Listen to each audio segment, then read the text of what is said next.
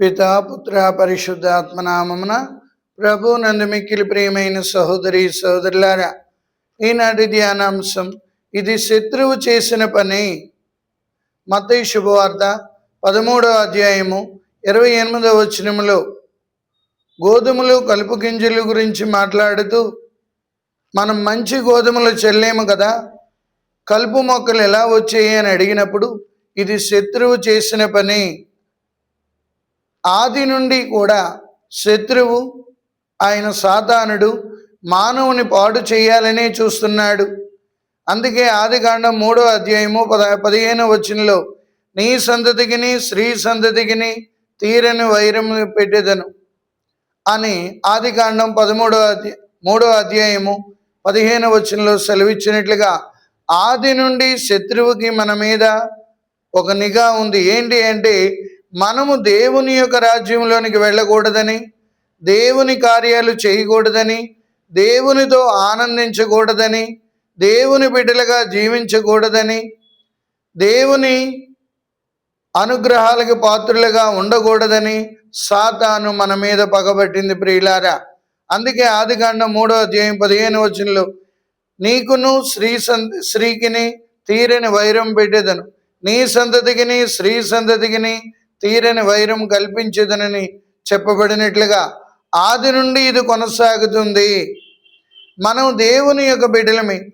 జ్ఞాన స్నానము ద్వారా మనమందరము కూడా దేవుని బిడ్డలుగా తయారయ్యాం. దేవుని యొక్క రక్షణ ముద్రను ధరించాం. పరలోక రాజ్యానికి వారసులమని అనిపించుకుంటున్నాం. కావున మనము ఎలా జీవించాలి అంటే శత్రువు చేసే కార్యాలను తిప్పికొట్టగలగాలి. ఇది శత్రువు చేసిన పని. ఏంటి శత్రువు చేసే పని?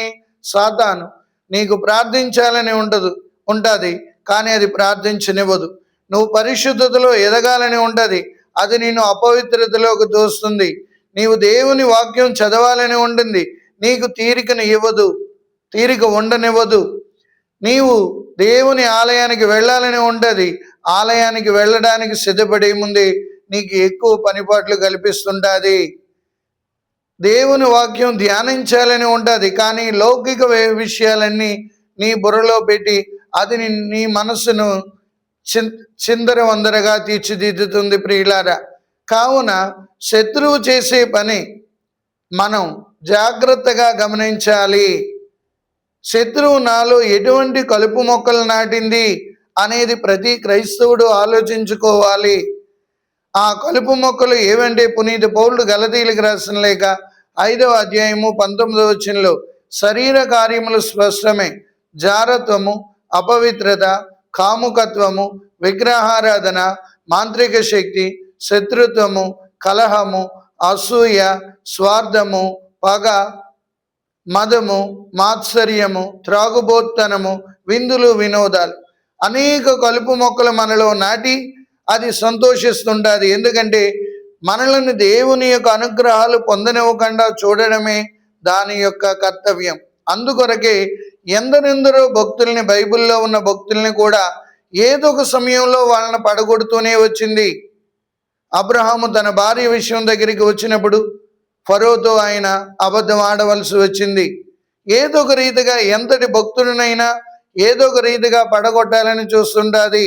మోషే ఆ రెఫదేము దగ్గరికి వచ్చిన తర్వాత ఆయన రాతిని కొట్టడానికి సంశయించడం, సంసోనుని ఆయన బలహీనత చూసి దెలీలా ద్వారా తన యొక్క దేవుని యొక్క అనుగ్రహాలు కోల్పోయేటట్లు, అభిషేకం కోల్పోయేటట్లు, తల వెంట్రుకలు గుండె గీయించుకున్న తర్వాత అభిషేకాన్ని కోల్పోవడం మనం చూస్తున్నాం ప్రియులారా.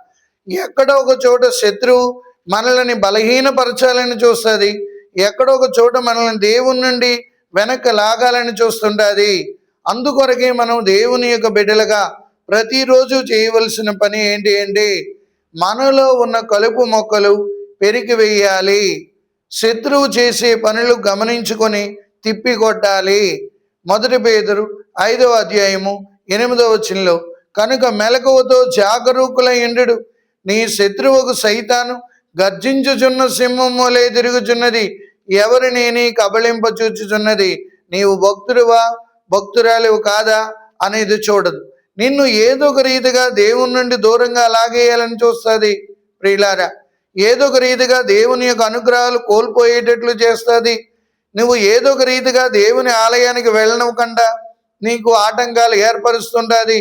దేవుని యొక్క వాక్యం చదవనివ్వకుండా నిన్ను ఏదో ఒక పనిలో బిజీగా కల్పిస్తుంటుంది. కావున ప్రియులారా, ఇదే మనం గమనించుకోవాలి. ఇది శత్రువు చేసిన పని. ప్రతి క్రైస్తవుడు కూడా తన ఆధ్యాత్మిక జీవితంలోనికి ఎదగాలని ఉంటుంది. కానీ ఎందుకు ఎదగలేకపోతున్నామంటే, మొదటగా మనలో ఉన్న కలుపు మొక్కలు గుర్తించాలి. రెండవదిగా ఆ కలుపు మొక్కలు పీకేయాలంటే ప్రార్థన శక్తి కావాలి. ఆ కొన్ని కలుపు మొక్కలు బలంగా ఉండవచ్చు, అవి కూడా పెరికి వేయాలంటే ఉపవాసము ద్వారా ఆ కలుపు మొక్కలు పెరికి వేయాలి. ఎందుకంటే ఉపవసించే వాడిని చూసినట్లయితే సాతాను గడగడలాడుతుంటుంది ప్రియులారా. దైవ భక్తుణ్ణి చూసినప్పుడు అది గడగడలాడుతుంటుంది. కావున మనమందరము కూడా మెలకువ కలిగి జీవించాలి ఆధ్యాత్మిక జీవితంలో. ఎప్పుడైతే ఎవరైతే మెలకువ కలిగి జీవిస్తారో వాళ్ళు పాపంలో పడలేరు. అందుకే రోమీయులకు రాసిన లేఖ 8వ అధ్యాయంలో మనం చూసినట్లయితే శరీరానుసారం జీవించేవారు దేవుని సంతోషపెట్టలేరు. శరీరేచ్ఛపై నెలకొనిన మనసు అది దేవునికి శత్రువు అంటున్నాడు. కాబట్టి ప్రియులారా, ఈరోజు మన క్రైస్తవ జీవితాలు అభివృద్ధిలోనికి వెళ్ళాలి అంటే మొదటగా నాలో ఏ కలుపు మొక్కలు ఉన్నాయి, ఆ మొక్కల్ని పెరికివేయడానికి నేను ఎంతగా కృషి చేస్తున్నాను అని మనం దేవుణ్ణి అడగాలి. దేవుని యొక్క శక్తిని కోరుకోవాలి.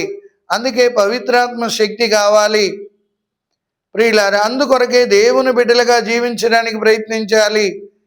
నీలో నాలో మనందరిలో ఉన్న కలుపు మొక్కలు పేకి వేసినప్పుడు మనం మంచి గోధుమల వలె ఫలిస్తాము. దేవునికి ప్రీతికరమైన జీవితాన్ని జీవిస్తాము. దేవునికి ఇష్టలుగా మారుతుంటాము. నిజమైన క్రైస్తవ బిడ్డలుగా జీవిస్తాము. క్రీస్తుని శిష్యులుగా తయారవుతాం. అందుకే ప్రభు అన్నాడు, నన్ను అనుసరింపకోరువాడు తనను తాను త్యజించుకొని తన సిలువని ఎత్తుకొని నా చెంతకు రావాలని అంటున్నాడు. కాబట్టి ప్రియులారా, మనమందరం కూడా శత్రువు చేసిన పని గుర్తించి ఆ శత్రువుని తిప్పికొట్టడానికి నిరంతరం కృషి చేస్తూ క్రీస్తు ప్రభు శిష్యులుగా తయారవుదాం.